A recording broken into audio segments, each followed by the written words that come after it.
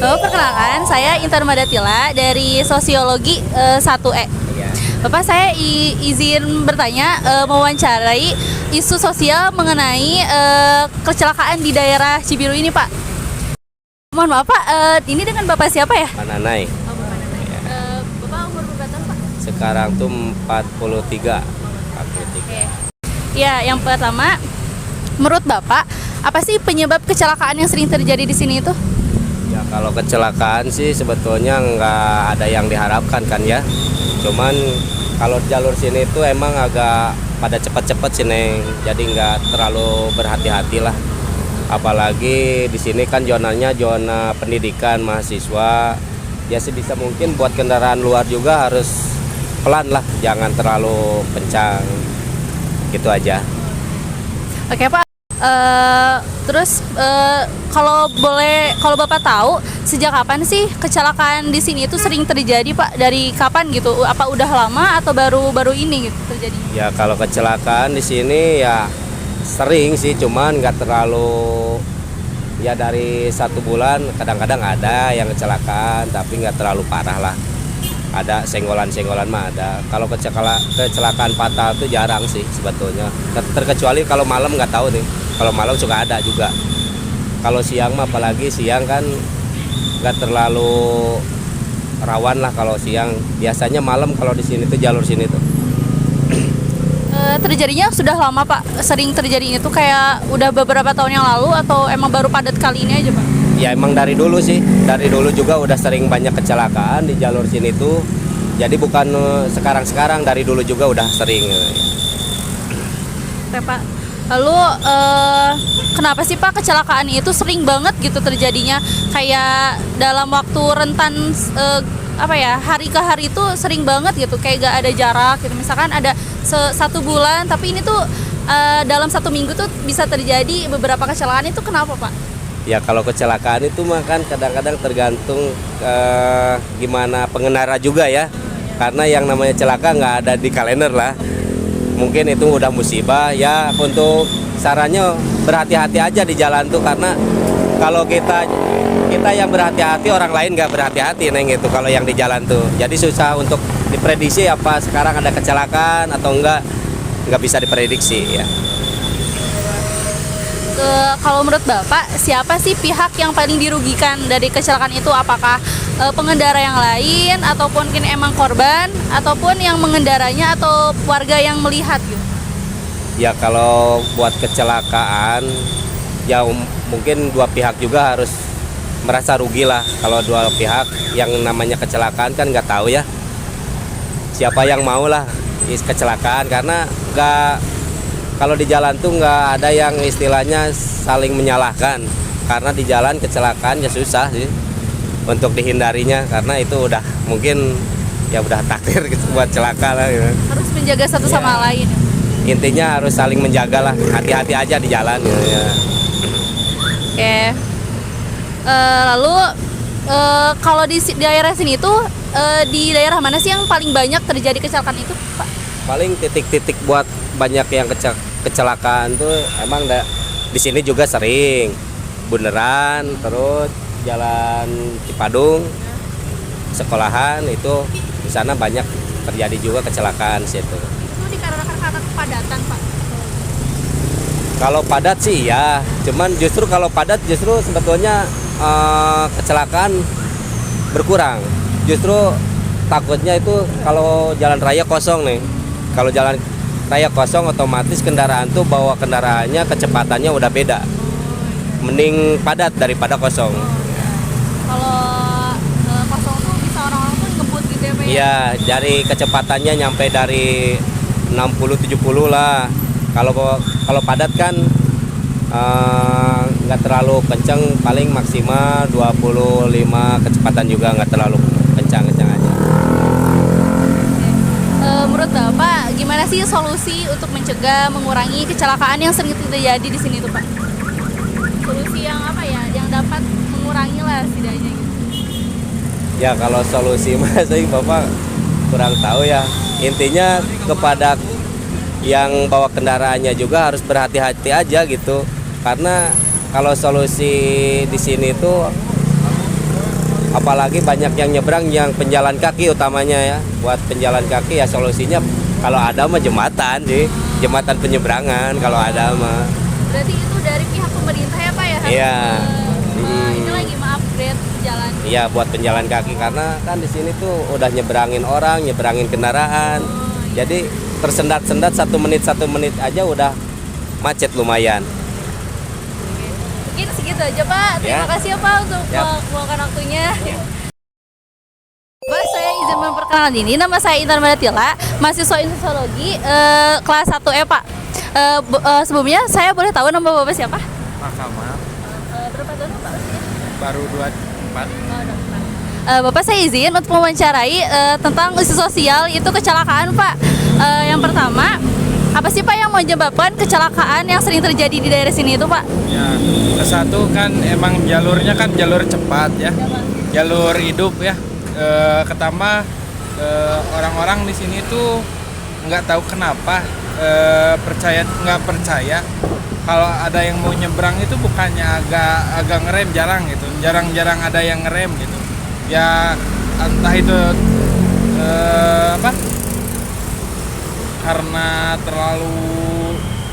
emang jalannya terlalu hidup gitu ya. Jadi misalnya tuh terkadang kan emang kalau lebih malam nih, misalnya kalau siang jarang ya, misalnya sering kali itu malam. Satu kan orang-orang agak nggak terlalu banyak, jadi dari ujung ke ujung itu kecepatan itu rata-rata di atas rata-rata. Iya. Terkadang ada yang lalai, misalnya sen kanan belok kiri. Terkadang yang maling jalan yang lebih cepat gitu, yang lebih cepat ketimbang yang punya jalan. Ya antara ada yang kurang fokus atau apalah itu. Emang di sini yang pakai jalannya itu gimana ya? Nggak pada Berhati-hati ya Pak. Iya, berhati-hati. Kita hati-hati orang lain kan yang ini sembrono kayak gitu. Pasti di sini memang rawan dengan potensi kecelakaan gitu. Oke. Menurut Bapak Pak, sejak kapan sih Pak kecelakaan di sini tuh sering terjadi? Apa baru-baru ini atau udah lama Pak? Udah lama ya. Udah ditanyain ke warga sekitar yang di sini juga. Emang di sini langganan. Yang langganan-langganannya itu kalau ya dari jam-jam dari misalnya dari jam 8 ke atas gitu. Soalnya kan nggak terlalu lulang lalang, jadi kecepatan orang berkendara itu di atas rata-rata. Oke Pak. Lalu kenapa sih Pak kecelakaan itu sering banget terjadi daripada jadi jalanan lain Pak? Rawan banget gitu di sini tuh. Terus dalam waktu yang lumayan dekat, jadi Iya. dalam seminggu tuh bisa ada 2 kecelakaan, Iya, 3 betul. kecelakaan. Kenapa Iya. sih Pak itu? Saya tidak bisa meyakinkan apa-apa karena apa gitu ya. Ya mungkin namanya juga jalan raya, tapi anehnya tuh emang bener aneh tapi nyata gitu. Daerah sini mah ya potensi kecelakaan itu lebih sering gitu. Lalu kalau menurut Bapak di daerah sini di mana sih titik yang paling sering terjadi kecelakaan? Yang ada Damri itu, ya itu kan ada yang Pus Damri, karena kan ada gejrugan. Itu ada, kalau dari sini dari jauh nggak kelihatan. Ya, kalau misalnya dari arah Bundaran kan pasti orang tuh pada ngebut. Nah, dari sana terkadang ada yang sampai terbang motornya. Ya itu kan di bawah Damri itu gejrugan yang emang nggak seberapa, nggak kayak polisi tidur. Tapi kalau misalnya orang pakai motor atau bahkan pakai mobil cepet juga kan kerasa banget gitu. Iya. Karena kalau kesalahan lagi, menurut Bapak solusi apa sih yang bisa mencegah dan mengurangi kecelakaan yang sering terjadi itu Pak di sini? Ya intinya masih kesadaran diri sendiri, ya kesadaran orang lain gitu. Utamakan keselamatan bukan kecepatan kan. Tapi ya gimana juga sih, ya mau gimana juga ya, kita yang hati-hati orang lain ya. Ya begitulah hukum jalanan nih. Walaupun kita hati-hati, orang lain pasti ada ya yang sembrono kayak gitu. Jadi harus meningkatkan kesadarannya. Iya, supaya- iya. Jadi intinya lah sering-sering ya kesadaran diri sih intinya. Oke, Pak. Wah, ya. izin perkenalkan diri, nama saya Intan Madatila, mahasiswa UIN dari Sosiologi ya. Saya di sini izin bertanya mengenai isu sosial yang terjadi di lingkungan masyarakat ini mengenai kecelakaan. Saya izin mengajukan beberapa pertanyaan. Yang pertama itu ada, menurut Teteh, apa sih yang menjadi penyebab kecelakaan yang sering terjadi di sini tuh Teh? Kenapa ya? Kalau menurut aku sepenglihatan gitu ya, mungkin karena orang-orang tuh kayak buru-buru, terkesan buru-buru, jadi kayak ngebut-ngebut. Nah, jadi karena misal satu orang yang sebelah sini ngebut, di sini ngebut, akhirnya kayak jadi tabrakan gitu. Terus kemungkinan karena ngantuk juga, karena aku sendiri pernah ngalamin. Ya, jadi ngantuk di motor tuh ngendarain ngantuk, jadi kayak nggak fokus, kadang tiba-tiba jadi ke pinggir gitu. Banyak faktor ya Teh ya. Iya. Oke. Terus yang kedua, kalau Teteh tahu, sejak kapan sih Teh banyak kecelakaan di sini tuh, baru-baru ini atau emang udah lama Teh? Kalau dilihat mah kayaknya udah lama ya, soalnya waktu pas aku awal masuk ke sini, pas jadi maba gitu, Oh, iya. pernah juga ada, jadi pas di belokan situ, pas banget gitu, ada yang mau belok, terus ada yang mau nyebrang, jadi ada tabrakan di situ. Kayaknya karena belokan juga, terus orang-orang ngebut, akhirnya sering kejadian. Nabrak-nabrak ya Teh ya. Oke. Lalu kenapa sih Teh kecelakaannya tuh sering banget terjadi dalam waktu dekat gitu Teh? Jadi bisa jadi gitu dari 1 minggu itu terjadi 2 kecelakaan sampai 3 kecelakaan gitu. Itu kenapa sih Teh sering banget gitu dalam 1 pekan? Apa ya? Ya mungkin sama kayak gitu kali ya. Orang-orang juga mungkin nggak bisa belajar dari lihat yang dari sebelumnya kayak gimana gitu. Udah dikasih peringatan juga nggak, malah acuh, mungkin gitu kali. Kurang kesadaran Iya, ya? kurang kesadaran dari pribadi.